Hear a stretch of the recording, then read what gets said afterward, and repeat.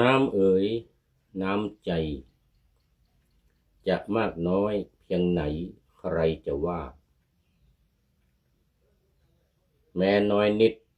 ก็ซาบซึ้งติดตรึงตาขอเพียงอย่าแห้งหายสิ้นไมตรีผูกน้ำใจไหนเล่าเท่าน้ำจิตผูกน้ำมิตรมากแม้นแสนสุขีผูกน้ำคำเจรจา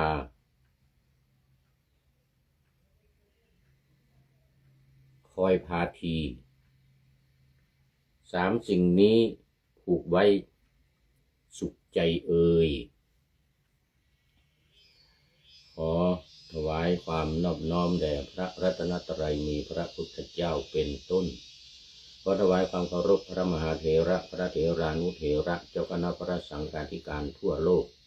มีพระเดชพระคุณพระธรรมเสนาบดีเจ้าคณะภาค7วัดพระธาตุดอยสุเทพเป็นต้น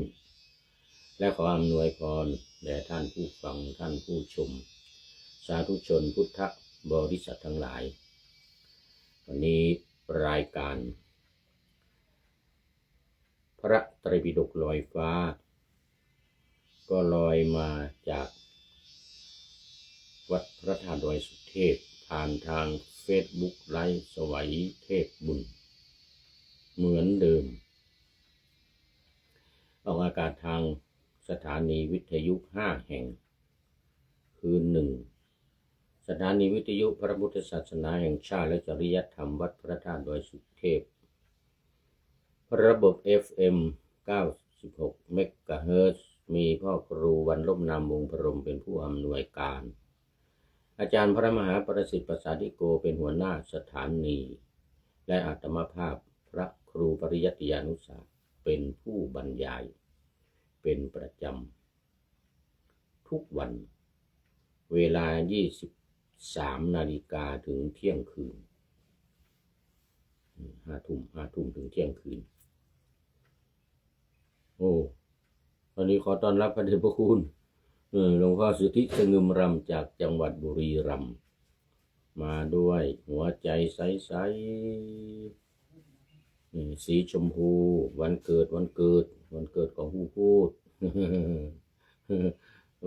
โมทนาขอบคุณพระเดชพระคุณหลวงพ่อเป็นอย่างยิ่งที่เมตตาอวยพรวันเกิด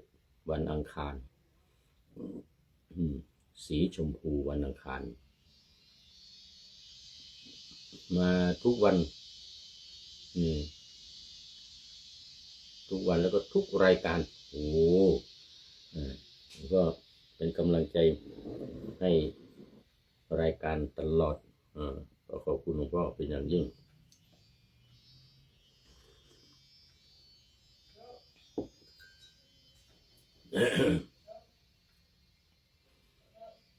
2 สถานีวิทยุเพื่อการศึกษาพระพุทธศาสนาและวัฒนธรรมวัดฝายหินตำบลสุเทพอำเภอเมืองจังหวัดเชียงใหม่มีพระครูสมุวิสุวัตรวรกิจโจเป็นผู้อำนวยการนำออกอากาศเวลา 8-9 นาฬิกาวันจันทร์ถึงวันศุกร์และอีก3 สถานีต่อไปนี้ก็เวลาเดียวกันวันเดียวกันนะ3 สถานีวิทยุคลื่นสีขาวเพื่อชาวประชาวัดปากทางเจริญอำเภอดอยหล่อจังหวัดเชียงใหม่มีท่านพระครูอภิวัฒนวิกรมหลวงพ่อรองเจ้าคณะอำเภอดอยหล่อจังหวัดเชียงใหม่เจ้าอาวาสวัดปากทางเจริญเป็นผู้อำนวยการ4 สถานีวิทยุชุมชนคณะสงฆ์อำเภอฝางวัดพระพุทธบาทอุดมหรือน้ำบ่อสาวา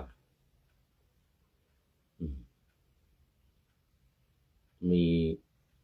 พระเดชพระคุณหลวงพ่อพระครูสุจิตตานุรักษ์เจ้าคณะอำเภอฝางจังหวัดเชียงใหม่เป็นผู้อำนวยการและสุดท้ายสถานีที่5ก็คือสถานีวิทยุมจร.วิทยาลัยสงฆ์นครลำปาง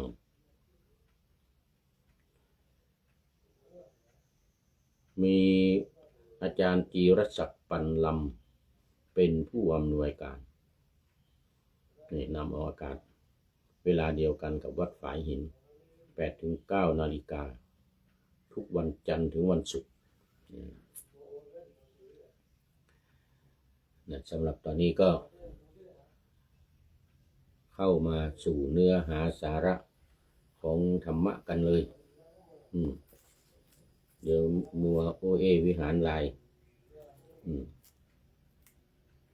จะเสียเวลาบางทีมัวพูดนั่นพูดนี่จนลืมไม่รู้พูดเรื่องอะไร วันนี้พระเดชพระคุณหลวงพ่อมาแต่หัวรุ่งเลยเขาเรียกว่าไก่ยังไม่ทันหูสุริโยยังไม่จับขอบฟ้าปะหน้าธรรมาสยังไม่เสร็จตอนนี้เสร็จแล้วเมื่อกี้ยังไม่เสร็จพระเดชพระคุณหลวงพ่อเข้ามาแล้วมีคติอยู่2 อย่าง1มาตอนหัวรุ่ง2ตอนสุดท้ายสุดพระเดชพระคุณหลวงพ่อนะท้ายสุดก่อนจะหมดเวลา2 นาทีอย่างนี้หรือบางทีหมดเวลาแล้วเข้ามาก็ไม่เป็นไรแต่ว่ามาช้าดีกว่าไม่มา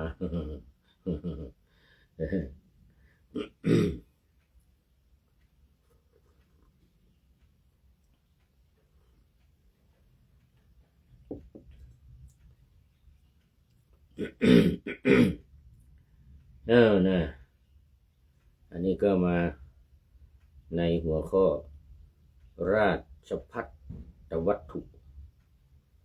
ราชภัฏวัตถุเรื่องของข้าราชการมาขอบวชต้องได้รับอนุญาตจากทางราชการนะทางบ้านเมืองทางพระเจ้าอยู่หัวนะ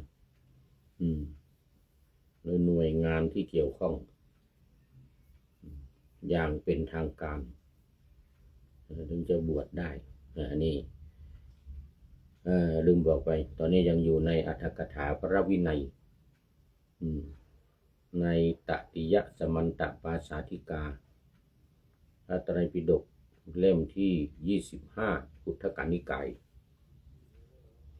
อยู่ที่หน้า93วันนี้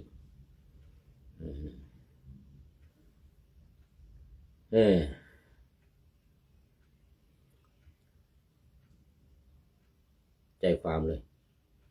พึงทราบวินิจฉัยในเรื่องราชภัฏต่อไปนี้2 บทว่าปัจจันตังอุจฉินทะ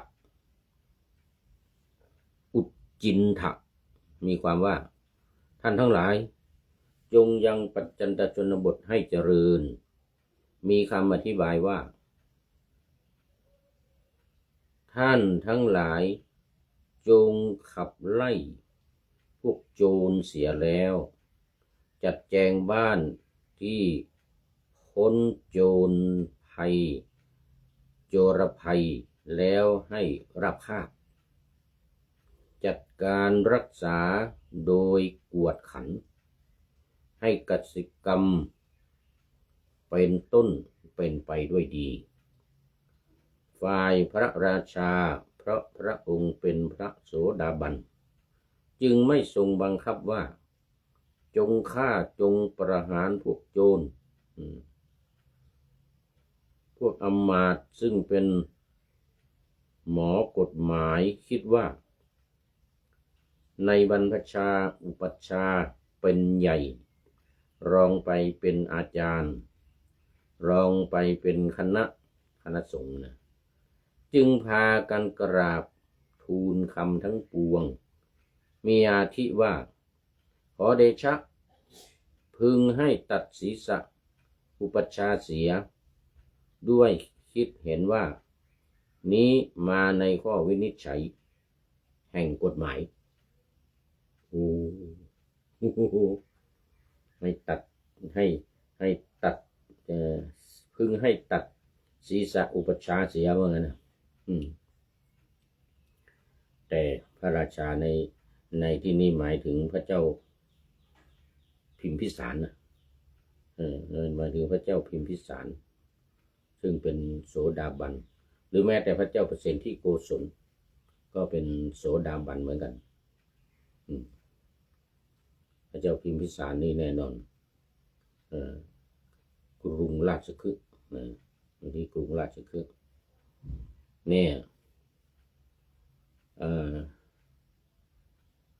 พระราชาพระองค์เป็นโสดาบันจึงไม่ทรงบังคับว่าจงฆ่าจงประหารพวกโจรนี่แต่ว่าตรัสว่าท่านทั้งหลายจงยังปัจจตชนบทให้เจริญเหมือนกันนะคำพูดพระดำรัสของพระราชาพระโสดาบันมีคำอธิบายว่าท่านทั้งหลายจงขับไล่พวกโจรเสีย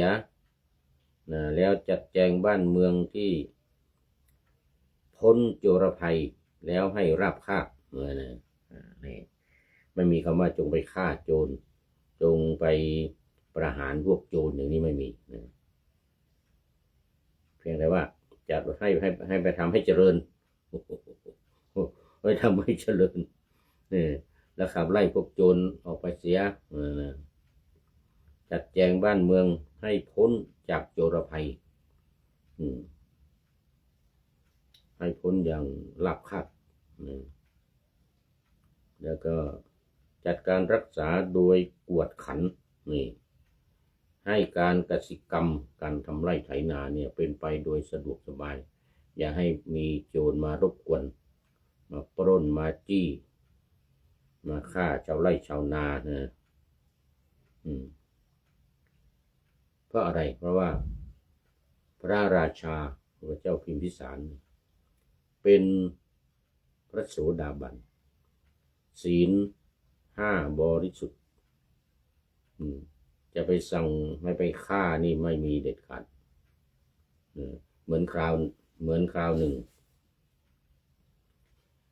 นั่นพระเจ้าอโศกมหาราชตอนที่ทำสังฆายนาครั้งที่3ที่เมืองปาตาลีบุตรที่วัดอโศการาม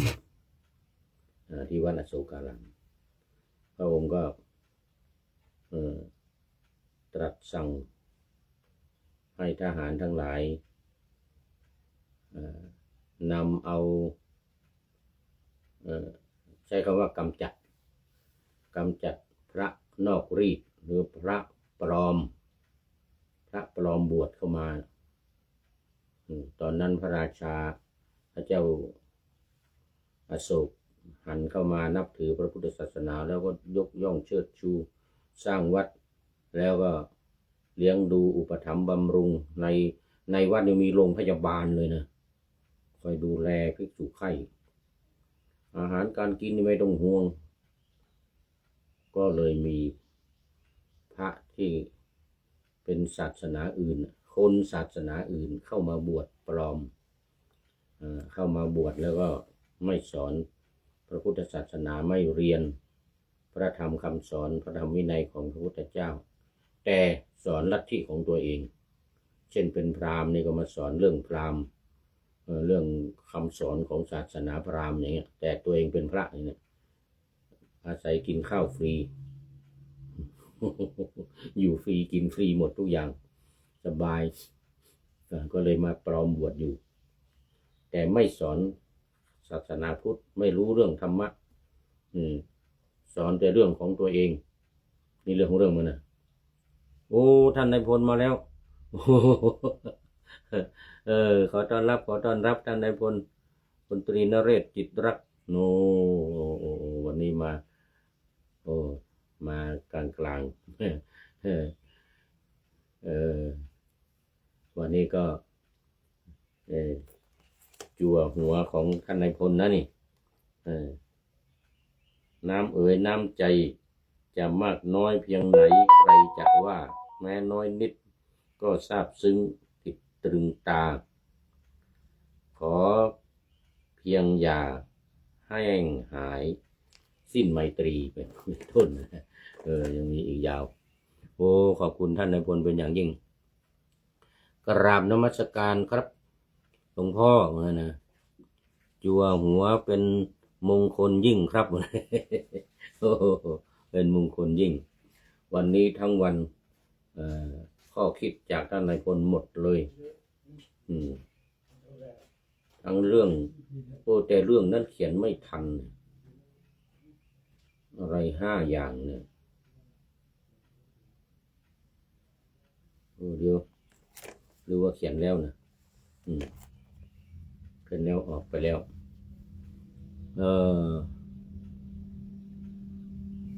เดี๋ยวก่อนมันที่ไม่ทันใครที่ยังมีพ่อแม่มีบุญแท้นี่ไม่ทันจบมีอีกอันหนึ่งนะ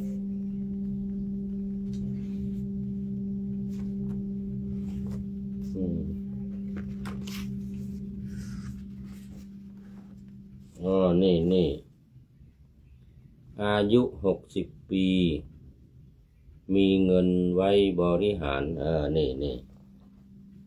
ส่วนที่เป็นหมวดหมู่เนี่ย1ความอยู่รอดชีวิต2คุณภาพชีวิตแต่ทีนี้มันมีข้อ3ข้อ4 เขียนไม่ทันมันหายไปเลยเฟซมันมีอันอื่นเข้ามาทับแล้วมันหายไปแต่ออกอากาศไปแล้ว จั่วหัวไปแล้วแต่ว่ามันไม่จบนะตอนนี้เป็น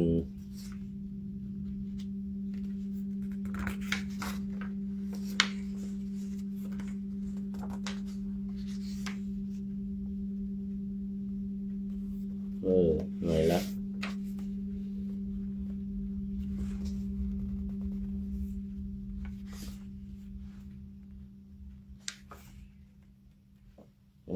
ตอนนี้เป็น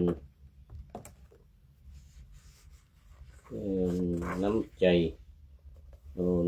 น้ำใจตอนนี้เป็นน้ำใจ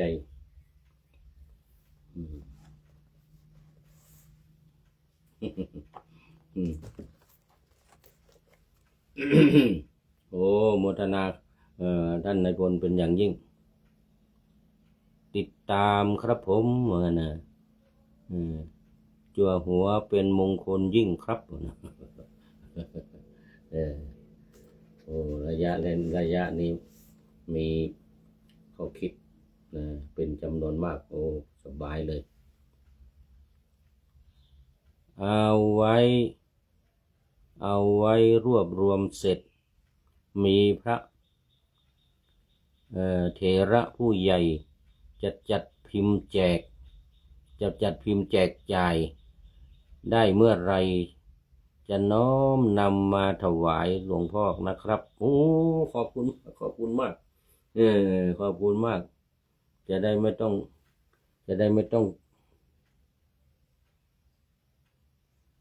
ไม่หายมันลงมาในเฟซแล้วมันหายรวบรวมจากบทความที่กระผมนำลงใน Facebook เป็นลำดับมาครับดีมากดีมากเลยมีมากเลยรวบรวมเสร็จขอส่งมาให้มีเสียงสนับสนุนมากครับแน่นอน ผู้ ผู้ติดตาม4 ล้านใช่ไหมผู้ติดตาม Facebook ของท่านนายพล4 ล้านโอ้โห4 ล้านตอนนี้เป็น5-6 ล้านแล้วมั้งนะได้มาได้รวบรวมมาก็จะดีรวบรวมมาก็จะดี รายการของเรานี้ก็เอามาจั่วหัวเป็นข้อคิดในรายการเป็นสีสันท่านนายพลเขาเรียกว่าเป็นสีสันของรายการ ลำพังธรรมะนี่ก็มันบางครั้งมันก็ดูจะหนักไปบางครั้งอย่างในอย่างพระไตรปิฎกที่เป็น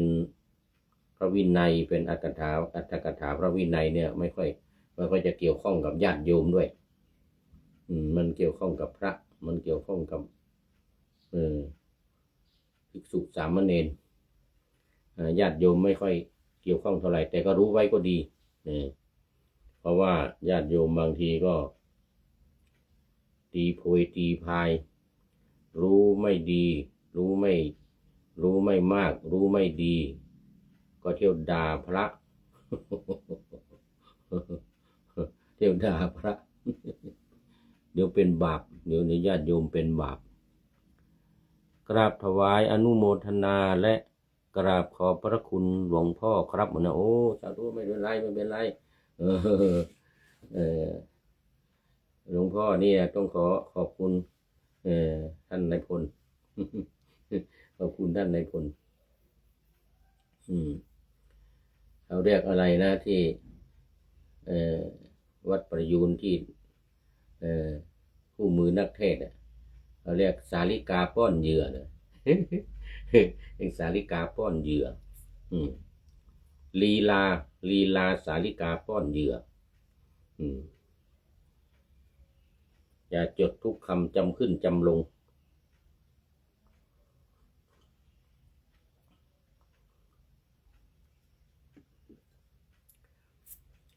เอาแล้วมาเล่าต่อเมื่อกี้นี่เล่าถึงเรื่องของพระโสดาบันพระเจ้าอยู่หัวเป็นพระโสดาบันจะสั่งให้ทหารไปปราบไปทำชนบทมีโจรมาปล้นให้ทหารไปจัดการพระราชาก็เป็นพระโสดาบันก็ไม่กล่าวว่าไปฆ่าไปประหารท่านนายพลก็บอกว่านี่จงไปยังปัจจันตชนบทให้เจริญเหมือนกัน พระราชานี่นะ อาจจะเป็นพระเจ้าพิมพิสารนั่นนะเป็นโสดาบันจงไปยังปัจจันตชนบทให้เจริญมีคำอธิบายว่าท่านทั้งหลายจงขับไล่พวกโจรเสียจัดแจงบ้าน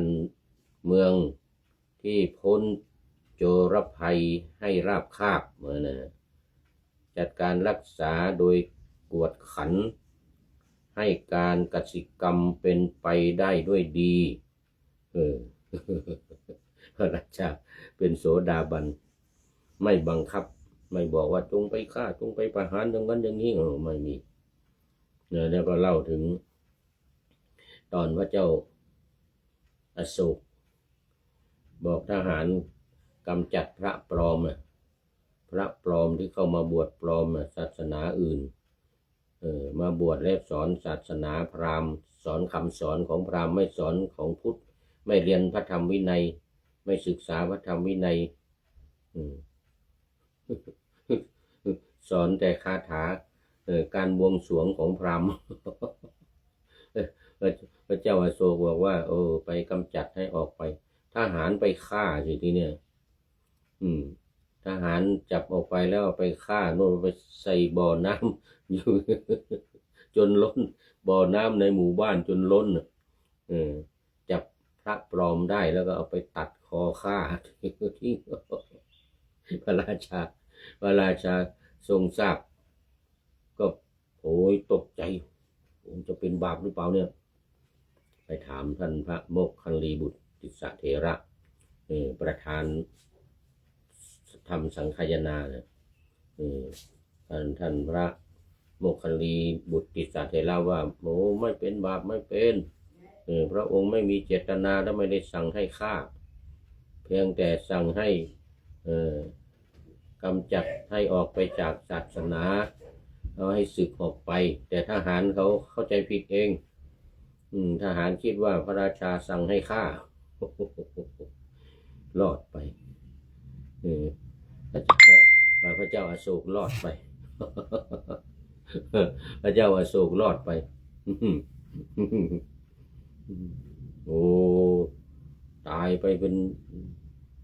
หลายร้อยมั้งน่าจะหลายร้อยหลายพันน่ะเอาไปฝังบ่อน้ำเนี่ยมันจนเต็มจนล้นมีกลิ่นเหม็นไปทั่วใกล้แม่น้ำคงคาเนี่ยที่เมืองปัตตนะเนี่ยนะเมืองปาตาลิบุตรในพระราชาก็โอ้เป็นโสดาบัน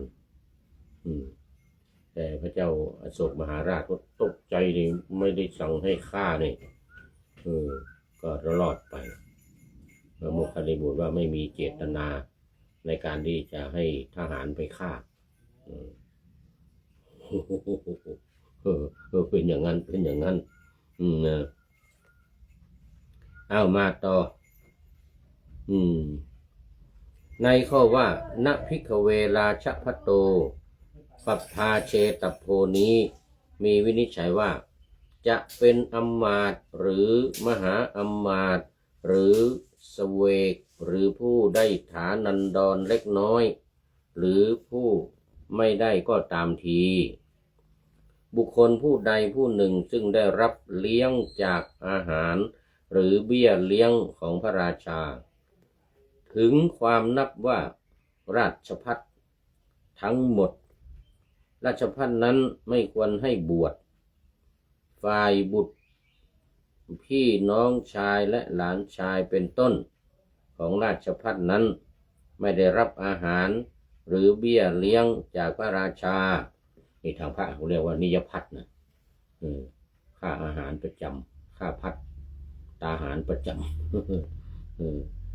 ได้อาหารหรือเบี้ยเลี้ยงจากพระราชาจะให้ชนเหล่านั้นบวชก็ควรอยู่นะอันนี้เป็นญาติแต่ว่าถ้าเป็นราชการราชภัฏเนี่ยไม่ควรให้บวชยกเว้นว่าได้รับอนุญาตอนุราชภัตโตอะไรเงี้ยอะไรที่คำถามนาหิราชภัตโตนาหิราชภัตโตฝ่ายผู้ใดถวายโภคะประจำหรือเงินเดือนเบี้ยหวัดรายเดือนรายปีซึ่งตนได้รับพระราชทานคืนแด่พระราชาหรือให้บุตรและพี่น้องชายรับตำแหน่งนั้นแทนแล้วทูลลาพระราชาว่าบัดนี้ข้าพเจ้าไม่ใช่ผู้ได้รับเลี้ยงของพระเทวะของเทวะแล้วหรือว่าอาหารและเบี้ยเลี้ยงซึ่งผู้ใดได้รับเพราะเหตุแห่งราชการใดราชการนั้นเป็นกิจอันตนทำเสร็จแล้วหรือผู้ใดเป็นผู้ได้บรมราชานุญาตว่าเจ้าจงบวชจะให้บุคคลนั้นบวชควรอยู่โอ้นี่ราชภัฏโตเป็นอย่างนี้แหละราชภัฏในปัจจุบันนี้ก็ทำเรื่องขอลาข้าราชการที่จะบวช7 วัน9 วันหรือ15 วันหรือแม้แต่3 เดือนกลางพรรษาโอ้เดี๋ยวนี้มีน้อยนะต้องขออนุญาตจากข้าราชการหน่วยงานที่เกี่ยวข้องได้รับใบอนุญาตอย่างเป็นทางการแล้วนำมาแสดงแก่พระอุปัชฌาย์ในการที่จะอนุญาต ให้บวชอันนี้สำหรับข้าราชการจนมาถึงปัจจุบันนี้ก็เช่นเดียวกัน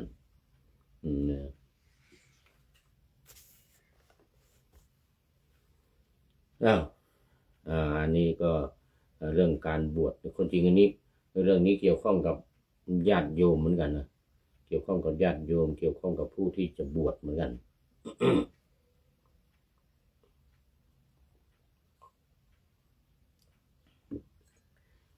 ขออภัยมันไอต้องดื่มน้ำอุ่น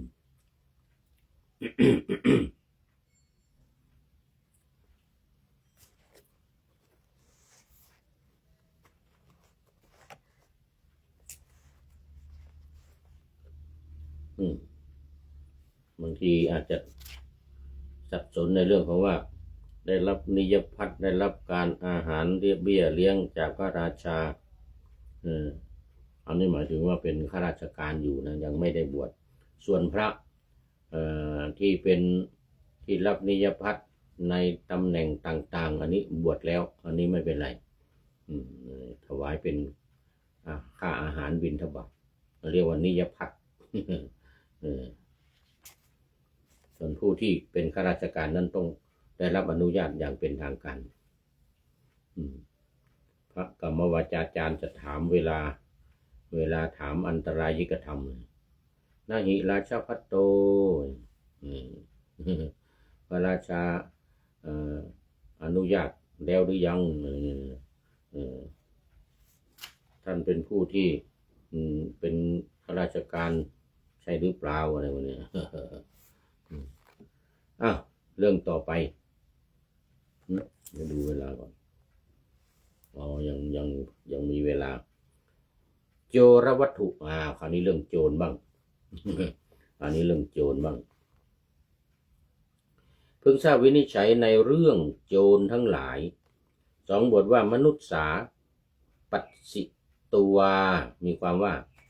พระองค์คุริมานนั้นอันชนเหล่าใดเคยเห็นในเวลาที่ท่านเป็นคฤหัสถ์และชนเหล่าใดได้ฟังต่อชนเหล่าอื่นว่าภิกษุนี้คือองค์คุริมานนั้นชนเหล่านั้นได้เห็นแล้วย่อมตกใจบ้างย่อมหวาดหวั่นบ้างย่อมปิดประตูบ้างแต่ท่านย่อมได้ภิกษาในเรือนของเหล่าชนที่ไม่รู้จักเวลาไปบิณฑบาตพระองค์คุริมานเวลาไปบิณฑบาตคนที่ไม่รู้จักเขาก็ใส่บาตรแต่คนถ้ารู้จักนี่ปิดประตูใส่เลยมีครั้งหนึ่งไปเจอผู้หญิงคลอดบุตรยากคลอดไม่ได้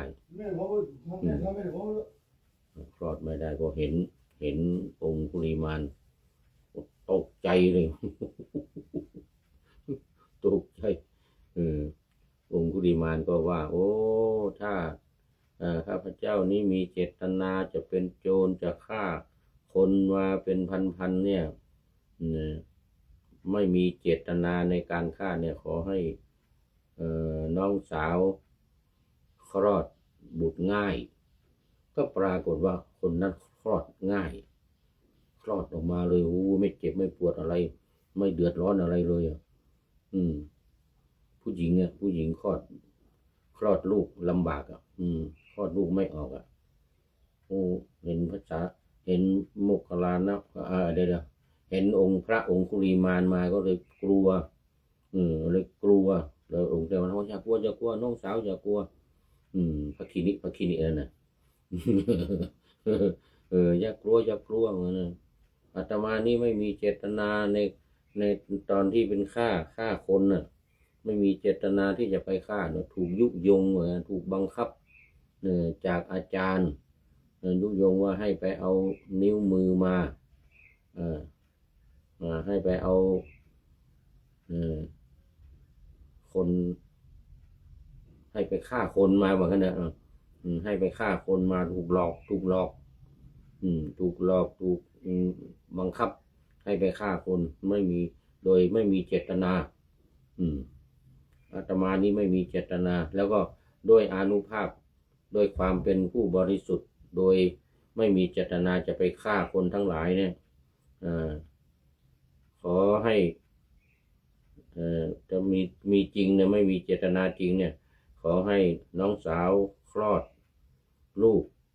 ง่ายสบายอย่างนั้นนะผู้หญิงคนนั้นก็คลอดลูกโอ้เป็นที่เรื่องลือชากันไปทั่ว แต่ว่ากรณีคนที่รู้ว่าเป็นโจรองคุลิมานเนี่ยโอ้โหเอาก้อนหินก้อนดินปาหัวล้างข้างแตก ไปบิณฑบาตทุกวันหัวแตกทุกวันเลือดไหลอาบมาทุกวันท่านองคุลิมานเนี่ยแต่ท่านก็ไม่โกรธใครนะเพราะเราให้อภัยเขาเพราะเขากลัวเพราะสิ่งที่เราทำมานั้นมันทำให้คนกลัวไงมันทำให้คนกลัวกราบถวายอนุโมทนาและกราบขอบพระคุณหลวงพ่อครับท่านนายพลนี่นะโจรองคุลิมานที่ไปฆ่าคนเป็นพันนะไอ้ที่ตอนที่ไม่ได้เอานิ้วมือมานั่นน่ะไม่รู้ตายไปเท่าไหร่นึกขึ้นมาได้มันเกินหรือยังนี่ยังไม่เกินเนี่ยมันก็ไม่แน่ใจก็ก่อนหน้านั้นน่ะก็ฆ่าไปเยอะแล้วแต่ไม่มีเจตนาไม่มีเจตนาในการฆ่าส่วนคนที่ไม่รู้จักนี่เนี่ยก็ใส่บาตรก็ได้อยู่ได้อาหารอยู่เวลาไปบิณฑบาตแต่ไม่วายถูกก้อนหินก้อนดินขว้างหัวแตกทุกวันเลือดไหลมาทุกวัน ท่านองคุลิมานเราดีนะมนุษย์สาปัสสิตวาเนี่ยนะมนุษย์ทั้งหลายเห็นแล้วเนี่ยองคุลิมานนั้นชนเหล่าใดเคยเห็นมาก่อนเนี่ยตอนเป็นคฤหัสถ์เคยรู้จักเคยรู้ข่าวนะได้ฟังนะต่อชนเหล่าอื่นมาก็ตามนะบางทีมันบอกต่อกันไปว่าคนนี้เป็นคนองคุลิมานนะก็ตกอกตกใจก็ไม่ใส่บาตรให้ แล้วก็กลัวปิดประตูวิ่งหนีเลยกลัวว่าจะมาฆ่าเขาอีกว่า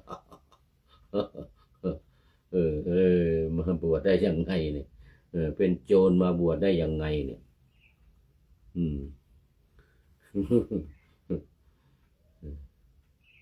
เอานะบทว่าณภิกขเวมีความว่าพระผู้มีพระภาคพระองค์เองเป็นเจ้าของแห่งธรรมเพราะฉะนั้นเมื่อจะทรงบัญญัติสิกขาบทแก่ภิกษุทั้งหลายเพื่อต้องการมิให้กระทำต่อไปจึงตรัสอย่างนั้นวินิจฉัยในคำนั้นว่าโจรชื่อว่าทัชพันทะเพราะอัตถวิเคราะห์ว่าดุจผูกธงเที่ยวไปเหมือนกับว่ามีธงติดไปอยู่นะเหมือนเรือของอิหร่านนะไปไหนก็มีธงเรือของสหรัฐก็มีธง มีคำอธิบายว่าเป็นคนโด่งดังในโลกเหมือนมูลเทพเป็นต้นมูลเทพนี่ยังไงในพระวินัยเป็นทัชพัทโธส่วนคำว่ามันทวาทโยโพโยชนาแก้อัดว่าอาทิภูตะเทวาทโยหมายความว่าไปในทางที่มีชื่อเสียงโด่งดังทางเสียมีชื่อเสียงโด่งดังไปทางเสียอย่างองคุลิมานนี่นะอ้างว่าเหมือนมูลเทพเป็นต้นคำว่ามูลเทโวทางสันสกฤตเป็นพระนามของท้าวกังสะกษัตริย์ทรราชแห่งแคว้นมัทุราทรงฆ่าการกเสียมากมายกายกองฆ่าบริวารเนี่ยนะผู้ทำงานเพราะโหนทำนายว่าพระองค์จะถูกลูกชายของหญิงนางหนึ่ง ปรงพระชนด้วยความร้ายกาจนี้เองประชาชนพลเมืองจึงเห็นว่าเท้าเธอเป็นอสูรเป็นยักษ์เป็นมารมูลเทโวจะมาเป็นตัวอย่างในคำว่ามูลเทวราทโยนี้หรืออย่างไรนะพระราชาเหี้ยมโหดเนี่ยหลงผิดไปเหมือนกับองคุลิมานเหมือนกันนะเหมือนหลงผิดไปนี่นะมีคนทำนายหมอปุโรหิตทำนายว่าจะมีคนรอบปรงพระชนลูกของหญิงนางหนึ่งว่านะจะมาปรงพระชนพระองค์ก็เลยสั่งฆ่าเลยในลู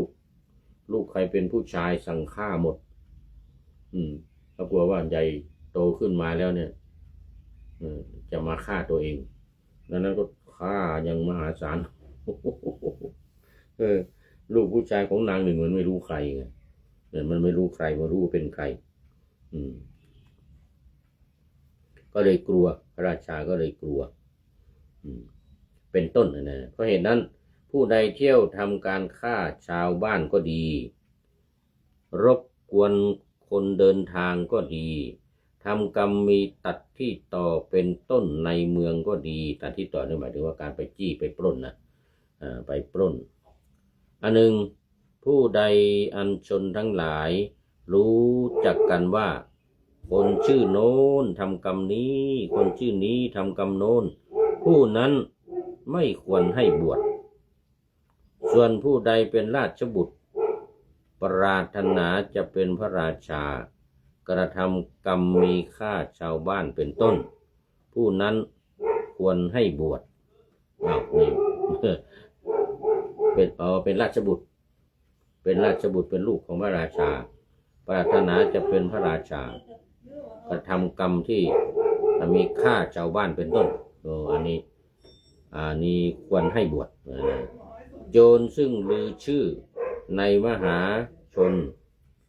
ในการก่อนโจรที่ลือชื่อในมหาชนบทในการก่อนภายหลังละโจรกรรมเสียสมาทานศีล 5ถ้าหากชาวบ้านรู้จักเขาอย่างนั้นควรให้บวชมีชื่อเสียงโด่งดังในการเป็นโจรในการฆ่าคนแต่ว่าภายหลังมาเนี่ยเลิกเป็นโจรแล้วก็ถือศีล 5อย่างเคร่งครัดมีตัวอย่างพระเจ้าอโศกเป็นต้นพระเจ้าอโศกมหาราชเนี่ยนะ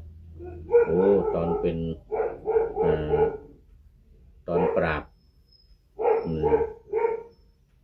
ชนบทตอนตีเข้ามาจะมาเป็นเจ้าเมืองที่เมื่อกลับมาเมืองเก่าเมืองปาตาลิบุตรเนี่ยนะตัวเองนี่ถูกเนรเทศออกไปอยู่ชายแดนเอาไปอยู่อีกเมืองหนึ่งทางโอริสานู่นเสร็จแล้วก็ตอนหลังมานี่ก็ทราบว่าตระกูลของตัวเองเนี่ยอยู่ในเมืองปาตาลิบุตรนี่เป็นลูกของพระราชานี่ก็เลยปราบเข้ามาไงปราบฆ่าคนปราบอะไรเข้ามารวบรวมบริวารเข้ามาก็มาตีเมืองจนสุดท้ายเข้ามาตีเมืองปาตาลิบุตรได้ชนะก็เข้าครองเมืองเนี่ยเข้าครองเมืองตอนหน้านั้นมานี่ต้องฆ่ารวบรวมไพร่พลเนี่ยเข้ามาแม้เข้ามาในเมืองที่จะเนี่ยก็สู้รบกับหมู่ที่ครองราชสมบัติอยู่ครองเมืองอยู่เนี่ยรบกันจนชนะแต่ว่ามาเลิกมาละการฆ่าคนการออกไปลบทับจับศึกเนี่ยตอนที่สามเณรซึ่งก็ทราบว่าเป็นลูกเป็นหลานของพระองค์เนี่ยเป็นพระอรหันต์มาโปรดเริ่มใส่ศรัทธาก็เลยเลิกเลยตั้งกองทัพไว้แล้วเนี่ยจะออกไปปราบ ชนบทเนี่ยจะต้องไปรบจะออกไปรบเนี่ยบางทีสามเณรเดินผ่านมาสามเณรนี่ก็ตามปกติก็มันไม่มีใครกล้ามาหรอกผ่านกองทัพนี่นะแต่เณรเป็นพระอรหันต์เณรเป็นอรหันต์ก็เดินมาโดยไม่กลัวทหารก็จับมาเลยพระเจ้าอโศกก็สั่งให้จับมาจับสามเณรนี่มาทำไมเนี่ยไม่กลัวคนสามเณรก็เทศให้ฟังแสดงธรรมให้ฟังเกิดความศรัทธาแล้วก็เลิกการรบทัพจับศึกเลยกองทหารที่เอามาเตรียมแล้วเนี่ยที่จะไปรบแล้วเนี่ยสั่งกลับหมดเลยเลิกเลยตั้งแต่นั้นมาถือศีลห้าบริสุทธิ์ถือศีลห้าบริสุทธิ์จนขนาดว่าตอนทำสังฆายนานะตกใจที่ทหารไปฆ่าคนฆ่าพระที่จับได้ว่าเป็นพระปลอมแต่ความจริงพระองค์ไม่ได้มีเจตนานับตั้งแต่เลิกมาแล้วเนี่ยอย่างนี้ในวินัยบอกว่าให้ควรให้บวชได้เพราะว่าทราบแล้วเลิกแล้วก็มาถือศีลห้าบริสุทธิ์แล้วเหมือนกรณีโจรองคุลิมานก็เหมือนกันมีความสำนึกแล้วพระพุทธองค์ก็ทรงทราบว่าไม่ที่ทำมาเนี่ยไม่มีเจตนาในการที่จะฆ่าคนแต่ถูกบังคับถูกหลอกจากลูกศิษย์ทั้งหลายจากอาจารย์ว่าให้ฆ่าคนมา1,000ให้ฆ่าคนมา1,000แล้วก็จะบอกวิชาจะให้เรียนวิชามีวิชาอีกวิชาหนึ่งที่สำคัญเหมือนนะไม่ได้เรียนไม่ได้ยังไม่ได้สอน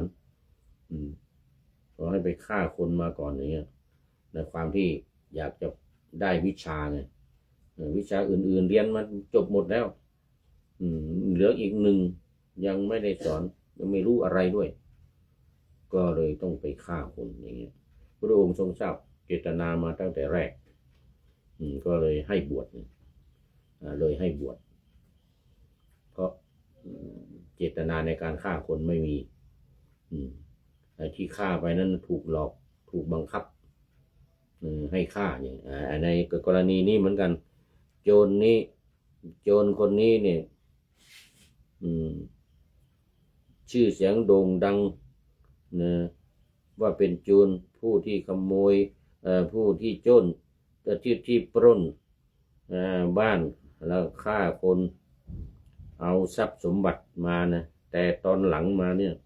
ก็เลิกนี่แล้วก็ถือศีลห้าอย่างเคร่งครัดอย่างนี้คนบวชควรให้บวชมีหลายกรณีมีหลายเรื่องเลยกรณีอย่างตอนเช้านี้ก็มีอยู่เรื่องหนึ่งโจรเข้ามาปล้นสังกิจจะสามเณรนี่ก็ช่วยพระภิกษุอีก30 รูปที่จะถูกฆ่าที่จะถูกโจรฆ่าเนี่ยนะให้รอดตายแล้วก็สอนโจรให้เลื่อมใสและถือศีลห้ารับศีลห้าบริสุทธิ์เสร็จแล้วก็ขอบวชสังกิจจะตอนนั้นเป็นพระแล้วเป็นพระอรหันต์แล้วก็เลยบวชให้ไงบวชโจรนะบวชโจรเสร็จแล้วพาไปฟังธรรมที่พระพุทธเจ้าที่เชตวันพระพุทธองค์แสดงธรรมเสร็จพวกโจรน่ะแล้วก็บรรลุเป็นพระอรหันต์เลยทุกคนโจรที่บวชเป็นพระแล้วเนี่ยเป็นลูกศิษย์ของสังกิจจะพระสังกิจจะสังกิจจะสามเณรดังๆนะตอนบรรลุธรรมเป็นพระอรหันต์เนี่ยเพียงแค่เอามีดโกนเนี่ยแตะจะปลงผมบรรลุเป็นพระอรหันต์ยังไม่ได้บวชอายุ7 ขวบสังกิจจะเนี่ยสังกิจจะสามเณรเนี่ยสุดยอดเลยแล้วก็ไปข่มโจรอีก500ที่จะมาฆ่าพระ30 รูปเนี่ยมาปล้นเนี่ยได้อีกเอาไปฟังธรรมโจรนั่นได้บรรลุเป็น ระอรหันต์อีกนี่เป็นเรื่องที่เรื่องของการบวช บวชโจร จะให้ชนเหล่านั้นบวชก็ควรนะสองบทว่าการังพินทิตวามีความว่าทำลายเครื่องจำคือเป็นต้นคือเครื่องจองจำโซ่ตรวนอะไรที่ใส่เท้าใส่แขนคือคานี่หมายถึงว่าเป็นไม้สองอันอย่างนี้แล้วก็ไม้กั้นมันนี่อันหนึ่งกั้นอันหนึ่งก็ใส่ที่คอนี่เขาเรียกคือคาเอาใส่คอนี่นะแล้วก็ไม้กั้นนี่อันหนึ่งไม้กั้นหลังอันหนึ่งนี่นะแล้วก็นำไปอย่างนี้นะนี่ก็คือเรียกคือคาเครื่องจองจำนี่คือในบทว่าอภยุรวาวรานะอภยุวรานี้มีวินิจฉัยว่าชนเหล่าใดย่อมหลบหลีกเพราะความกลัวเหตุนั้นชนเหล่านั้นชื่อพยุวราผู้หลบหลีกเพราะความกลัวฝ่ายสมณะเหล่านี้มิใช่ผู้หลบหลีกเพราะความกลัวแต่เพราะเป็นผู้ได้รับอภัยเพราะฉะนั้นจึงชื่อว่าอภยุวรามิใช่ผู้หลบหลีกความกลัวแต่ว่าได้รับการให้อภัยได้รับการให้อภัยก็แลในบทว่าอภยุวรานี้พึงทราบว่าอาเทศปะอักษรให้เป็นวะอักษรความจริงวราเนี่ยมันมาจากปะรานะอภยุปะราอภยุปะรา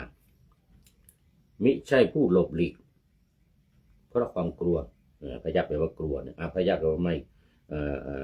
เพราะไม่ใช่ผู้หลบหลีกเพราะความกลัวในคำว่าณภิกขเวกาละเพทโกนี้มีวินิจฉัยว่าเรือนจำเรียกว่าการะแต่ในอธิการนี้เครื่องจำคือก็ดีเครื่องจำคือตรวนก็ดีเครื่องจำคือเชือกก็ดีที่จำคือบ้านก็ดีที่จำคือนิคมก็ดีที่จำคือเมืองก็ดีควรควบคุมด้วยบุรุษก็ดีที่จำคือชนบทนะก็ดีที่จำคือทวีปก็ดีหรือบนเกาะเลยนะจงยกไว้นะผู้ใดทำลายหรือตัดหรือแก้หรือเปิดเครื่องจำชนิดใดชนิดหนึ่งในบรรดาเครื่องจำที่จำเหล่านี้ที่จองจำเหล่านี้หนีไปซึ่งหน้าหรือไม่มีคนเห็นผู้นั้นถึงความนับว่าการะเพทกะคือผู้แหกเรือนจำผู้หลบหนีเรือนจำแหกข้อผู้ดีแหกข้ออันนี้ก็ไม่ให้บวชไม่อนุญาตให้บวชนะพวกแหกข้อนี้นี่นะวันนี้ไว้แค่นี้ก่อนหมดเวลาหมู่แหกข้อไม่หมดเวลาจบที่แหกข้อนี้ก่อนวันนี้เรื่องโจรนะโจรวัตถุนี่ยังไม่จบต้องเอาไว้ในวันต่อไปอันนั้นเรื่องวินัยเรื่องการบวชนี่ต้องพิจารณากันดีๆนะคราวนี้ก็มาดูข้อคิดท้ายรายการวันนี้จั่วหัวไว้จากท่านนายพลนเรศจิตรักบอกว่าน้ำเอ๋ยน้ำใจจะมากน้อยเพียงไหนใครจะว่าแม้น้อยนิดก็ซาบซึ้งติดตรึงตาขอเพียงอย่าแห้งหายสิ้นไมตรี ผู้นำผูกน้ำใดไหนเล่าเท่าน้ำจิตผูกน้ำมิตรมากแม้นแสนสุขีผูกน้ำคำเจรจาถ้อยวาทีสามสิ่งนี้ผูกไว้สุขใจเอ่ยอันนี้ก็คือเรื่องของน้ำใจผูกน้ำใจไว้อย่าให้แห้งอย่าให้เหือดเสียน้ำใจนะ เอาละตอนนี้ก็ท่านนายพลนเรศจิตรักเป็นท่านสุดท้ายในรายการวันนี้โมทนาเป็นอย่างยิ่งนะขอนำพระไตรปิฎกลอยฟ้าไปจากผู้ฟังทั้งหลายในโลกล่าวันต่อไปจะได้จรย้อนกลับมาสู่สถานีใหม่ให้ท่านฟังอย่าลืมเปิดวิทยุหรือเครื่องรับโทรศัพท์โมบายคอมพิวเตอร์ผัง YouTube เฟซเพจไลน์ให้ดังๆเพื่อชมฟังรายการวันต่อไปขอทุกท่านมีความสุขทุกคืนวันนำธรรมะประกอบการงานทั้งหลายเช่นขยันทำงานทางวาจากายใจขวนขวายกิจการงานนาบำเพ็ญสาธารณประโยชน์เว้นสิ่งที่มีโทษโหดเยี่ยงสาประกอบแต่กรรมดีมีราคาแสวงหาเงินทองครองใจคนเสียสละพละทรัพย์นับมากน้อยไม่ให้ล้านก็ให้ร้อยไม่ด้อยผลเอื้อคนรวยช่วยคนยากฝากคนจนให้ทุกคนเท่ากันมาตรฐานเดียวขอเจริญพร